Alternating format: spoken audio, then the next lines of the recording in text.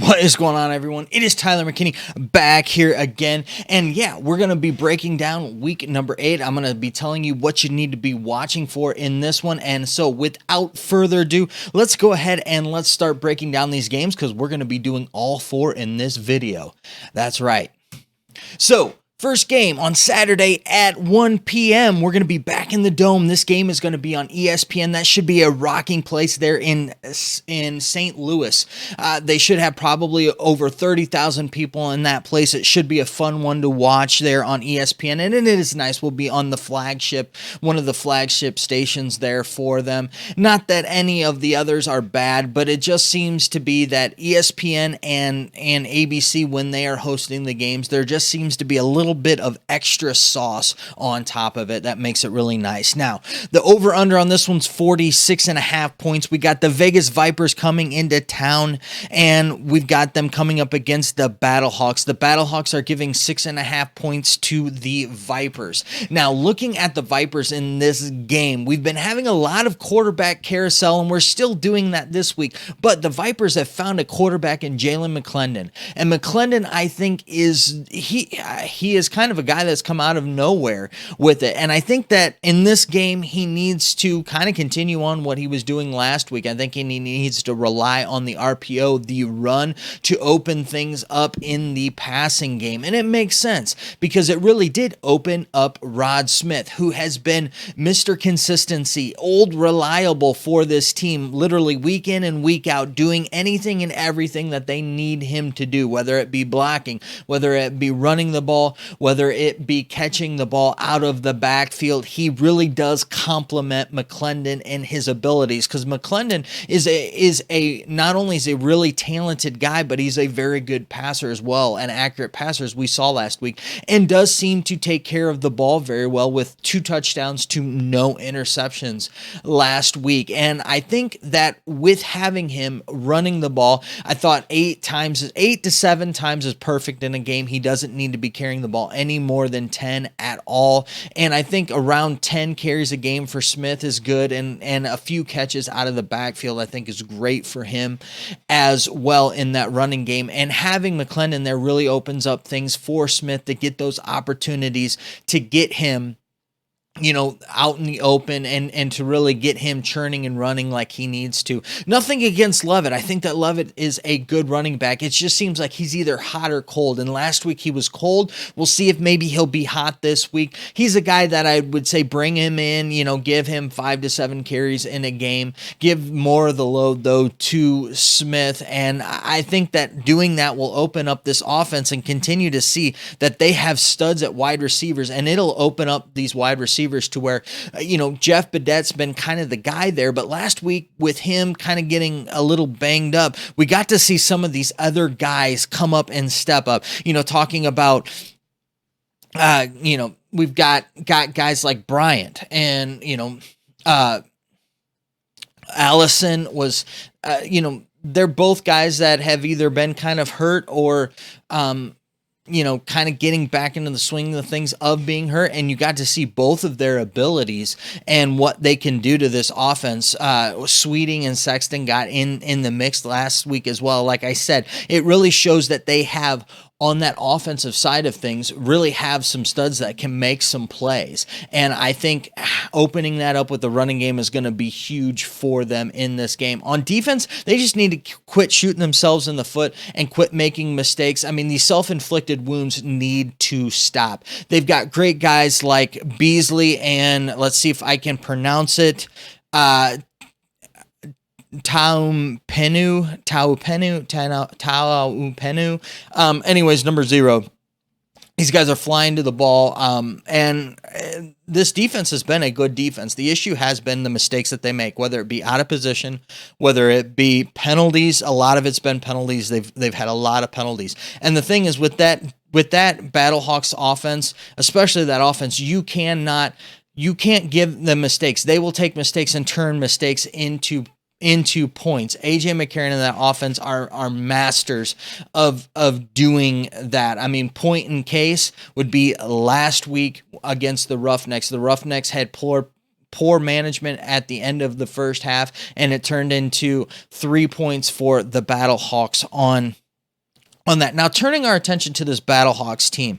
This team not that their defense has been bad against the run, but they have been very susceptible to the run.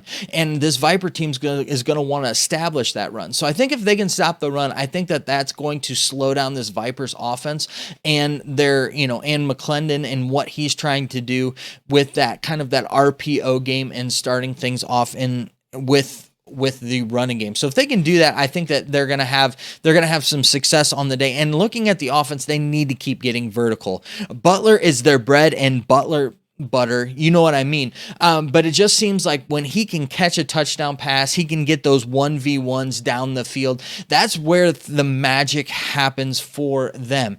And really, you would think, oh, well then, Butler's really the one that they need to really get going. No, it's actually Hill. Hill did a fantastic job last week, and Hill just has this knack for finding the creases in that, in those zone run blocking schemes and getting to the second level, and he does a really, really good job with it. Nothing against Durant and Walker. I think that they both are actually doing better, and the more reps that they come in to spell Hill, but Hill just understands it and just does it well to where he fits in this offense.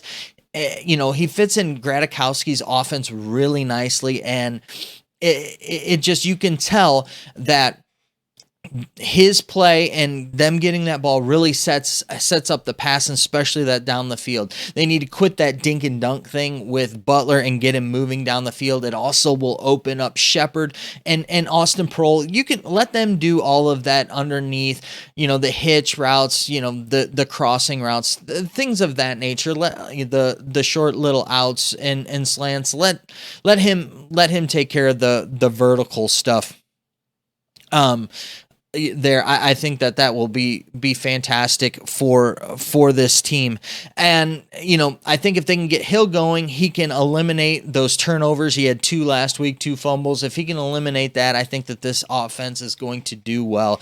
In this game, I don't think we're going to have as much scoring as what people might think that we will. I think that points are going to be a little bit tougher to come by. Not crazy tough, but I've got this a 24-22 game. I think the Vipers are going to have a chance at the end to win the game, but the Battlehawks are going to hold them off at home. I think it's going to be too much for them. It'll be a 24-22 game there, and yeah, it's slightly under, but hey, that's an under, so I'm going to go with the under on this one. Now, going ahead, and let's move to the second game of the day, and it's our last game on Saturday. It's at 4 p.m., which is nice. We can watch some good football and then have our Saturday evenings to just kind of hang out and have fun. We're going to be at Camping World Stadium there in Orlando. We got the Arlington Renegades coming in town, and they're going to be facing the hometown Guardians. The Guardians in this one are a 1.5 point underdog, and we've got a 42.5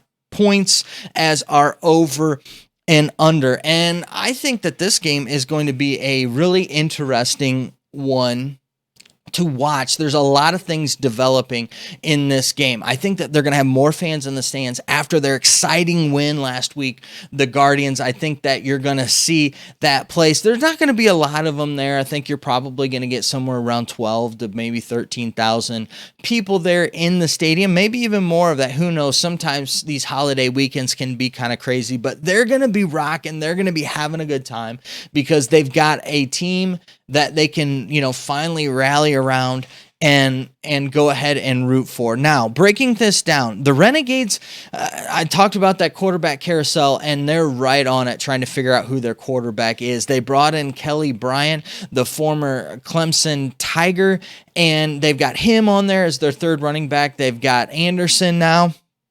And they've also got Luis Perez. Who's going to start? Anybody's guess could be it. In all reality, it's going to be Luis Perez unless something crazy happens. Anderson's not going to be the guy, but he's supposedly been getting the reps between him and Perez. If Perez is good to go, Perez is going to be the quarterback there. Their defense, listen, nothing really needs to be said here with their defense. Their defense is good, has been solid week in and week out. They've been getting takeaways. They've been doing their job. It's just that they have no offense. This team is a playoff team. if they can get something on offense. And I think Luis Perez brings that ability with this team. I think that he can at least get them something on offense. I think they've got Devion Smith, who is now kind of their featured back. He looks great. He has looked good. He just hasn't had really anything around him. I think, you're now starting to see kind of, they've tried to open up this offense here a little bit, and so you're kind of seeing that they're trying to kind of figure some things out, and adding Victor Bolden has been huge for this team. I think it's opening some things up for some other guys like Vaughns and Winningham and that type of thing. I think you're going to start to see this offense kind of develop, especially since you got a guy like Perez there now who can actually dish the ball out to these playmakers and see what happens. And then you've also got, Devion Smith in the backfield really pounding that ball. So this will be an interesting thing to transpire with this offense, and to see how it reacts to this Guardians defense. And I think that there's some points that to be had against this Guardians team. This Guardians team, really what they need to do is just build on last week. They can't have a hangover from last week, meaning all of the celebrating such a great game and what they did last week and not build upon it. This is a team in the South that, believe it or not, still has a shot, and it starts this week. If they can go through and pull the upset this week, it's going to put them right in place, because every one of these teams in the South is vulnerable. And I think, with the quarterback situation, with Quentin Dormady, the way that he's been playing, just everything in line. They've got Latimer, Lenore, Rambo, Rogers. The way that all of this stuff is set up, this team is, it's starting, especially in offense, to look, Martin running the ball, Darrington coming around. They're starting to look scary on offense. I mean, that's just, for me, just the reality of it. And, I don't really need to say a whole lot more than that. They just need to keep doing what they did last week, keep punching that ball, and I think that they will be all right in this one. This one, I've got the Guardians winning actually big. I've got it 31-18. The Guardians winning. I've got the over on this one. I really like them in this situation. I just don't think that the Renegades are ready yet. I think that they're going to figure some things out on offense, but their defense is going to be where they're going to get them their points. They might get a turnover or two that'll get them either short field or they'll score on defense. And I think that that's kind of where they're going to get their points, but I'm going with the over on this one. Now, moving to our Sunday games, and we're finally back on ABC at 3 p.m. on Sunday. We're going to be in the Alamo Dome there in San Antonio, and I'm really curious to see if they can get this crowd back up over 20,000 people in there. I think that they can. I don't know. I haven't been paying attention to ticket sales. I'll be honest with you. You can let me know down in the comment section what you think there. But we have the Houston Roughnecks. The Reeling Roughnecks are coming into town. The over-under is 40.5, and the Brahmas are giving up 5.5 points to the visitors. This game, looking at it, the Roughnecks need to fix their offense, and it just kind of, it's like a trickle down effect with their offense. I thought last week, even though their quarterback was out, they had an opportunity to really showcase what Cole McDonald could do. But the play calling wasn't really designed for Cole McDonald. They should have let him run and do his thing as opposed to play it like they would with Silvers. Now, I don't know if I haven't really seen a whole lot of whether Silvers is going to be ready to go this week. I'm expecting him to. And if that's the case, then Silvers needs to get back to what Silvers was doing before Kirkland got hurt. So if this offense can kind of fix those things and on offense they can get back to what they were doing the first 4 weeks, this team is going to is going to be okay. But they've been reeling. They're on a skid, and if you've watched sports, you get on a skid, something gets in your head and it just keeps going downhill. That snowball, can can get large fast. And I think that if they can get their quarterbacks to settle in and kind of refocus, get things going back again, I think that they'll do all right. I think part of that has to be is Max Borghi. Borghi, for me, is the guy that needs to step up. And I know that he's the running back there, but I think that he is the guy to be the spark on this team. They have a lot of talent, a lot of different places, but they kind of need that guy on offense to step up. Last week, the problem is they just didn't really give him the ball. So this week, I think if they can give him the ball and rely on his legs, his running ability, I think that that's going to open things up for this offense, and they just need to get it going. Defense is fine. I've got no qualms or anything with that defense. Last week they had 2 takeaways. They had 3 sacks. They did just fine last week. They did what they need to do. This offense needs to step back up. And looking at the Brahmas on the other side of things, they're another one trying to find a quarterback. They had Ben Kirk got hurt. He's done. He's done for the season, 3 broken ribs. So we've got Juwan Pass, and now they brought in a guy by the name of Paxton Lynch. Well, you say, wait a second here. Paxton Lynch, isn't he the guy? I thought he was with Orlando. Well, he was, but guess what? He's not anymore. And he's on this team. I think that he's going to start? No. Do I think he's going to play? He might. It just depends upon how Juwan Pass does in this game. And that's really it. There really isn't much with this offense. They've got some pieces. I just don't know how good those pieces are, and a lot of it is that their quarterbacks haven't been able to get the ball. Question is has Jack Cohn, has his opportunity is he done? I think so.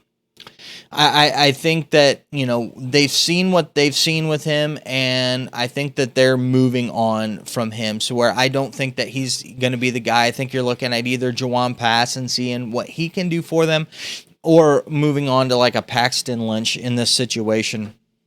And the thing that they need to do is come after that quarterback. The quarterbacks have been an issue for the Roughnecks now for the past few weeks, and if they can come after the quarterback and make the quarterback struggle, they will. As we've seen, Silvers has had issue with the press man coverage, especially when the offense, when he doesn't have time to throw the ball. And Cole McDonald struggled last week in a pocket passer situation. So I think if they can come after the quarterback, which they've been shown that not only that they can get a little bit of a pass rush, but they do fairly decent back in coverage. I think they got guys that can do some really nice man-to-man coverage there in the back end, to where I think that they could give this team some havoc. All in all, though, I don't think that the Brahmas get their things figured out. I think that the Roughnecks have some struggles. I don't think that they kind of run away with things like they have in the past, but I think they have a nice, comfortable win, a nice 28-15 win in this one. You're going to want to go with the over in this game. And finishing up with the night game of Sunday evening, kind of more of an evening game necessarily than a night game. We're at 7 p.m. on ESPN2. This is our only game this week that isn't on one of the flagships. We're going to be back in Lumen Field in Seattle. We've got the DC Defenders coming into town, and they're actually getting 2 points against the home Dragons here. We've got an over-under of 46.5 points. This is a Defenders team that got shocked last week. They got beat by a team that hasn't won a game all season, and they were undefeated. This is a team that, if we don't watch, could end up like with the Houston Roughnecks. And they're playing a hot team right now. The Dragons have won 5 in a row. So you got a team that's won 5 in a row and a team that just came off of kind of a devastating loss. What do they need to do? Not lose their confidence here. They didn't necessarily do things terribly wrong last week. they just let the other team, you know, win. The other team won the game against them. It wasn't like that they gave up that game or, they let them beat them. No, they played hard. They played tough. They could have played a little bit better on defense, but, Quentin Dormady and that offense, we've always known that there was talent on that Guardians offense. It was just whether or not they were going to be able to get things together and quit with all of the mistakes. And I think if they can, keep their mojo going, I think they'll be fine. And a lot of that has to do with just opening up that offensive game with Te'amu coming into the leader and being the passer that he has been, I think has been a big difference for this team. And as you can see, he's kind of taken more of that leadership role on this team. And, and it was kind of like him, then King, him, and then King. And now it's getting to be kind of more him and less of King. And I think that that's a good thing because he's a good passer. I think that he adds that ability to this team. And a lot of it had to do when he decided that he was going to kind of take the team on his back, run the ball when he needs to run the ball and run hard. And then, open up that passing game and throw that ball down the field. What this defense needs to do is that defense just needs to get some stops against this Dragons team. Last week, they gave up a lot of points to that Guardians offense, and that Guardians offense is a good offense, and they're going to be up against a Seattle offense, which might be a better offense this week. And so if that's the case, then they need to figure out ways to kind of get back to what they were doing and get stops. I think that they really do. Obviously, it's DiNucci on the other side, so they've got an opportunity to get some takeaways. Joseph and that defense can really, sit back there, kind of ball hawk and pick him off. He's usually always good for about one interception in the end zone. So we'll see what happens there. Moving on to the Dragons. The cool thing here is that we've got some excitement for some personnel changes on here, and it's not quarterback related, which is kind of a little bit different. We've got Philip Lindsay, which people are excited about. He is a guy that has spent some time in the NFL. He is kind of an explosive guy that we're looking forward to seeing what he can do. The reality here is that you've got two, you had Knox and then you had Ellison, who had been running the ball both, fairly decent, Knox and then Ellison, and both of them are hurting out right now. And last week you had Bradwell, and then you had Hammonds, doing the running game last week. And actually, I thought Hammonds did a fantastic job as a wide receiver coming in and taking and running the ball. I think he did a great job, and I think if they could get Lindsay up and running, to where he knows a system quick enough, I think having those two, him and Hammonds, to kind of do things, I think that'll be great. Nothing against Bradwell. He just doesn't have that spark that the other two do. And I was just really pleased by the way and how hard Hammonds ran, and, to get those extra yards, put his head down, fall forward. It just looked really good last week. So I'm excited to see what these guys do.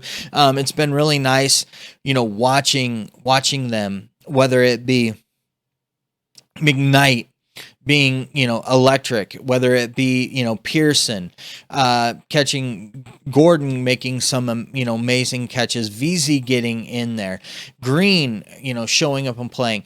DiNucci does a really good job of getting that ball out to all of these different people. And, they have studs across that, that whole, whether it be running back, wide receiver. They got guys that can make plays, and DiNucci does a really good job. The thing with DiNucci is he's always good for a turnover. Hopefully this week will be the first week that we will get no turnovers from DiNucci. The reality is I think if they can get him to where he's not completing passes to the other team or fumbling the ball, I think that, that they really are championship bound once they can figure that out. And it seems like DiNucci's starting to figure things out with, to understand at what moments he needs to take the shots and what moments he needs to hold it back. So I think that it's good there. As always, somebody needs to figure out how to stop that run game of Smith and that defender's offense. Armstead comes in there and spells him. They run all over you. If they need to figure out a way on defense to stop that. I think that this one's going to be probably one of those that it's going to be exciting, electric, back and forth the whole game. I think the Dragons are going to score big, and I think they're going to pull away and win. I've got a 38-28 win, definitely going with the over this week. So there you have it. Those are my picks for this week. As always, I want to know what you think down in the comment section. Let me know what you think, and we'll continue the conversation on down there. Listen, guys, I know that you're busy, and I know that I'm busy, so let's get on out of here. You have a good night. Bye.